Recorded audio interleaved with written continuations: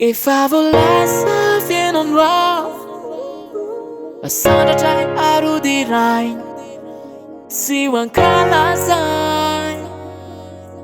sy ho hankalazana EFA VOALAZA fiainao mahe miafy sy mitantanay ka mendrik'io diray ka mendrik'io dirainay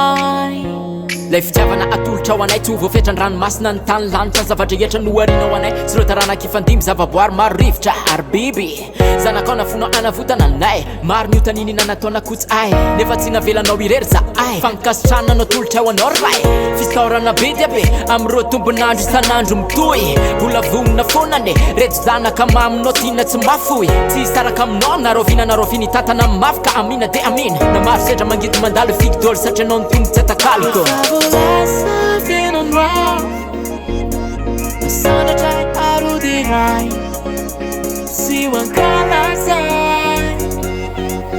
sy ho hankalazana ho hankalazana fony isanandro nianarinao tompo EFA VOALAZA fiainao mahe ianao le mahery am'izao tontolo zao miafy sy mitantanay tantananao arerovanao fony zay isanandro mendrika anao zao fiderana zao tompo ka mendrik'io dirainay yo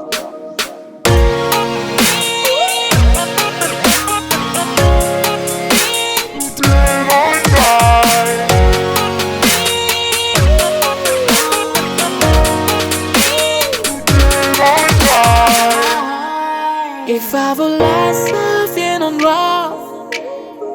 asandratra arody iray sy ho hankalazana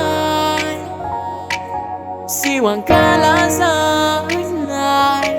EFA VOALAZA fiainao mahe miafy sy mitantanay ka mendrik'io diray